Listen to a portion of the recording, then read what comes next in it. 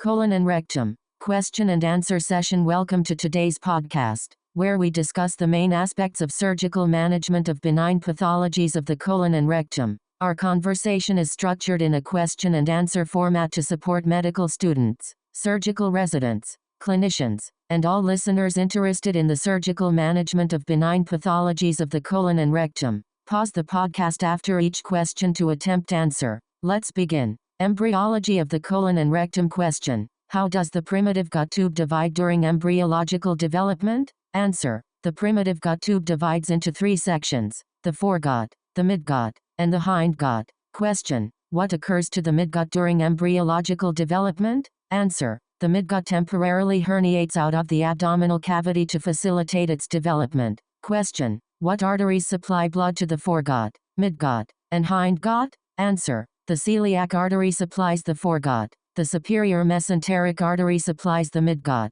and the inferior mesenteric artery supplies the hindgut. Question: how does the rectum develop embryologically? Answer: the proximal portion of the rectum develops in a manner similar to the colon, while the distal rectum forms from the terminal hindgut as it enters the cloaca. Question: how is the cloaca divided during embryological development? Answer: the urorectal septum divides the cloaca into two parts: the urogenital sinus and the distal rectum and anal sinus. Question: what are the embryological origins of the upper and lower portions of the anal canal, and what marks their junction? Answer: the upper two-thirds of the anal canal originate from the hindgut, while the lower third arises from the proctodium. The dentate line marks the fusion of these two embryological origins. Anatomy of the colon, rectum, and pelvic floor. Question: what structures are included in the large bowel? Answer: the large bowel consists of the colon and the rectum. Question: what is the general structure and length of the large bowel? Answer: the large bowel is a tube of varying diameter, measuring approximately 150 centimeters in length. Colon anatomy. Question: how is the cecum defined and what is its anatomical structure? Answer: the cecum is the pouch-like beginning of the colon, located within the peritoneal cavity and attached to the abdominal wall by a peritoneal reflection. Question: what is the clinical significance of the cecum in cases of large bowel obstruction? Answer: the cecum has a thin wall, making it prone to perforation during large bowel obstruction. If the cecum dilates beyond 12 centimeters, urgent intervention is necessary because of the risk of tissue death and perforation. Question: what is the function of the ileocecal valve? Answer: the ileocecal valve controls the flow of contents between the ileum and the cecum. If the valve is competent, it prevents reflux and can result in a closed-loop obstruction. If the valve is incompetent, it allows backward flow, leading to less severe symptoms. Question: where is the appendix typically located? Answer: the appendix is a blind-ending tube attached to the cecum, with its most common position being retrocecal, 65%, followed by a pelvic location,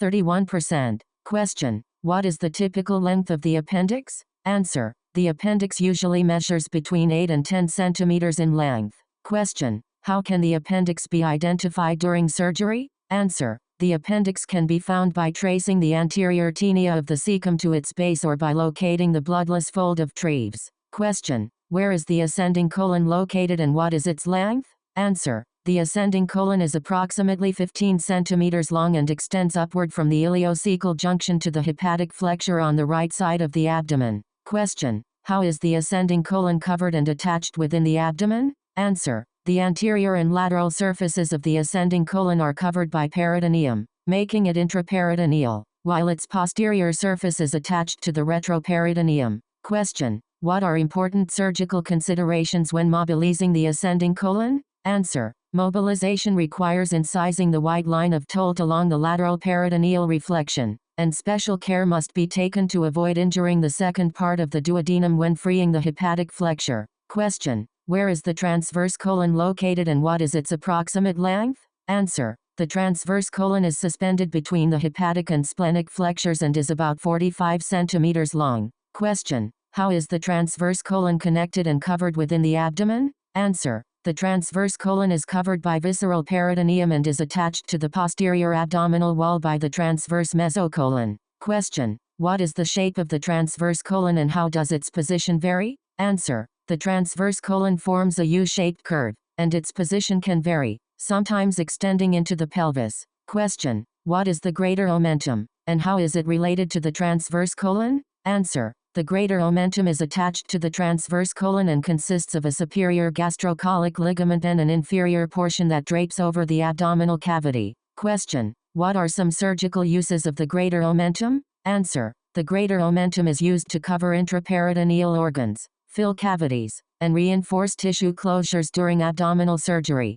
Question. What is an omental pedicle and its surgical significance? Answer. An omental pedicle is a portion of the omentum that can be mobilized to reach the pelvis, providing a vascularized tissue source for repairs and reconstructions. Question. Where is the splenic flexure located in relation to other abdominal organs? Answer. The splenic flexure is situated adjacent and inferior to the spleen and is positioned higher and deeper than the hepatic flexure. Question. What ligaments suspend the splenic flexure and what is their vascularity? Answer. The splenic flexure is suspended by four mainly avascular ligaments: the phrenicocolic, splenocolic, renocolic, and pancreatocolic ligaments. Question. What surgical considerations are important when mobilizing the splenic flexure? Answer. Mobilizing the splenic flexure can be done without dividing major blood vessels if the correct anatomical plane is separated, but excessive downward traction may cause bleeding. Question. Where is the descending colon located and how does its diameter compare to the ascending colon?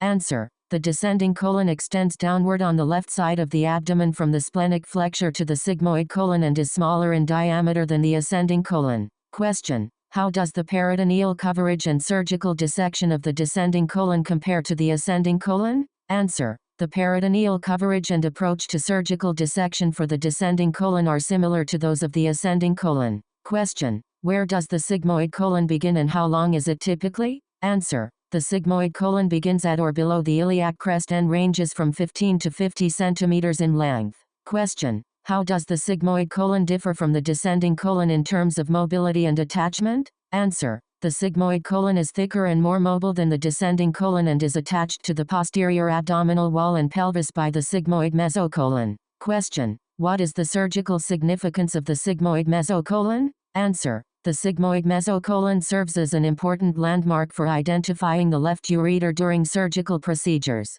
Physiology of the colon: absorption of fluid and electrolytes. Question. What is the primary function of the colon? Answer. The primary function of the colon is water absorption and electrolyte exchange, which converts digestive fluids into formed stool. Question. Why is the colon considered an efficient site of absorption in the gastrointestinal tract? Answer. The colon is considered an efficient site of absorption because it is capable of absorbing up to 5 liters of fluid daily. Question. What percentage of fluid in digestive secretions is reabsorbed in the colon? Answer. About 90% of the fluid in digestive secretions is reabsorbed in the colon. Secretion. Question. How does the colon help maintain potassium levels in patients with chronic renal failure? Answer. The colon helps maintain normal potassium levels in patients with chronic renal failure by increasing potassium secretion and fecal excretion. Question. How is colonic potassium secretion regulated hormonally? Answer. Aldosterone promotes colonic potassium secretion,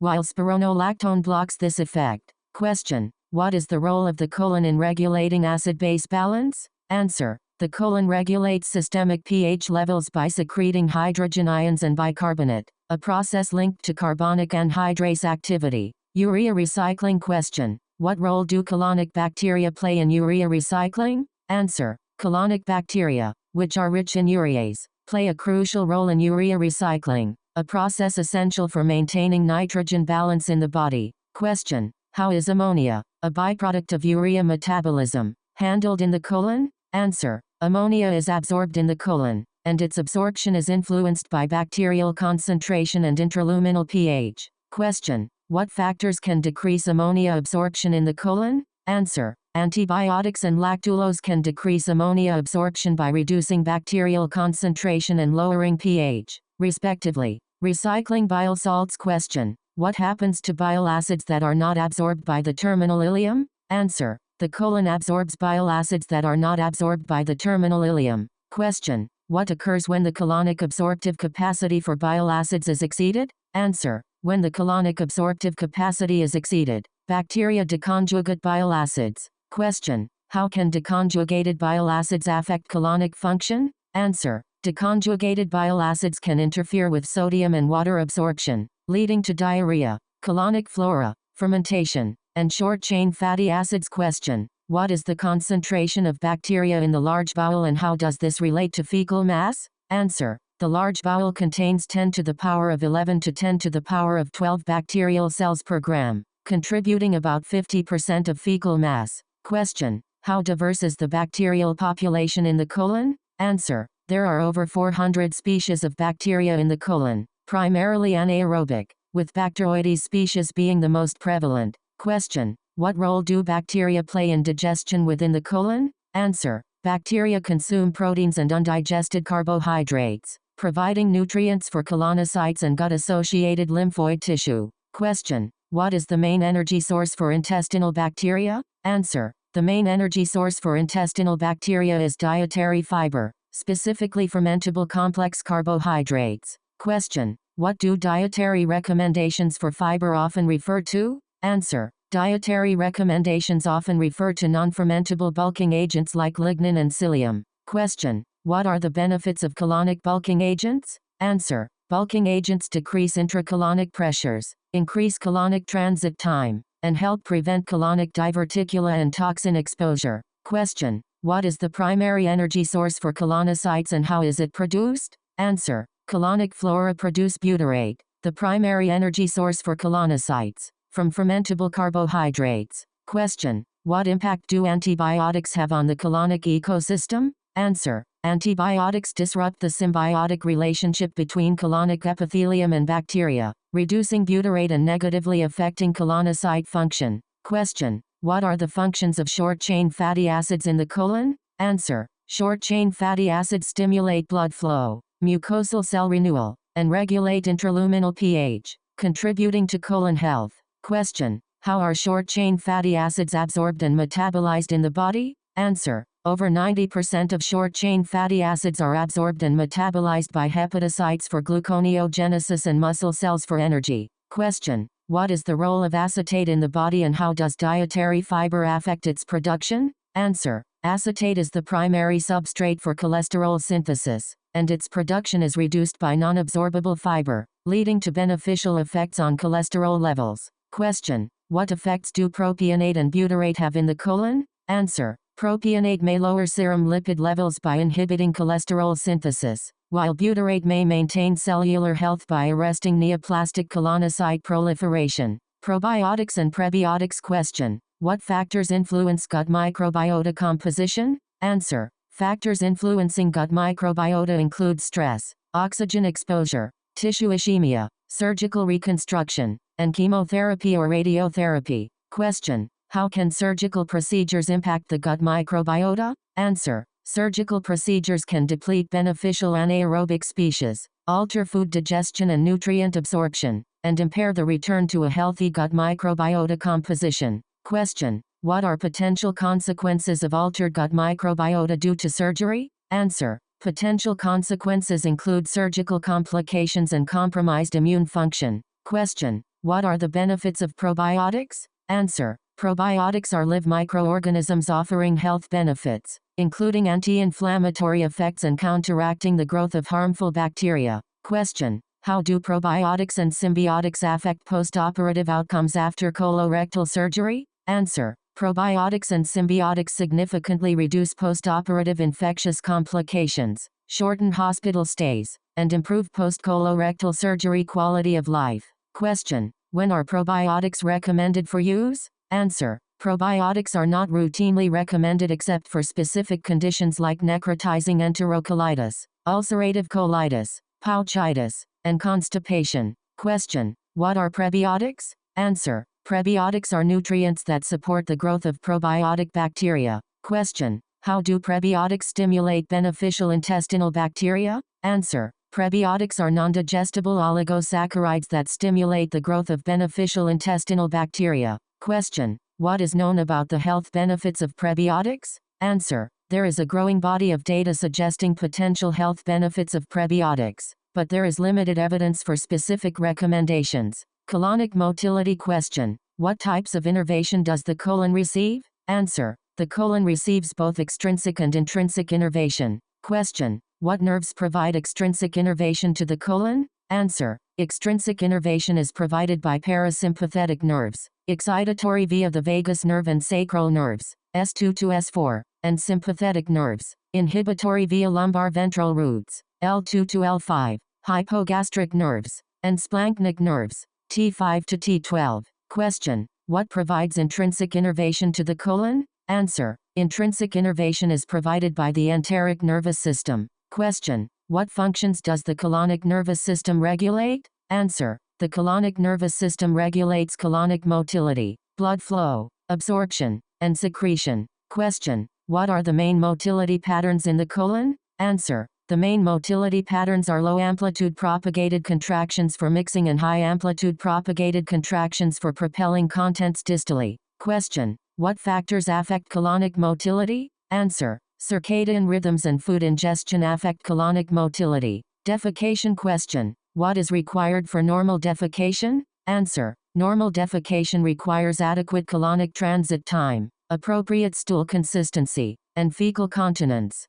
Question. How variable is defecation frequency among individuals? Answer. Defecation frequency is highly variable among individuals, with no universally agreed upon definition of what is normal. Question. What is a clearer method of understanding defecation patterns? Answer. Reporting both stool frequency and consistency provides a clearer understanding of defecation patterns than simply focusing on stool consistency. Question. What factors influence the rate of colonic transit? Answer. Gender, menopausal status, and dietary fiber intake influence the rate of colonic transit. Question. How does gender affect colonic transit time? Answer. Colonic transit time is longer in females than in males. Question. How does menopausal status affect colonic transit time in females? Answer. Premenopausal females have longer colonic transit time than postmenopausal females. That's it.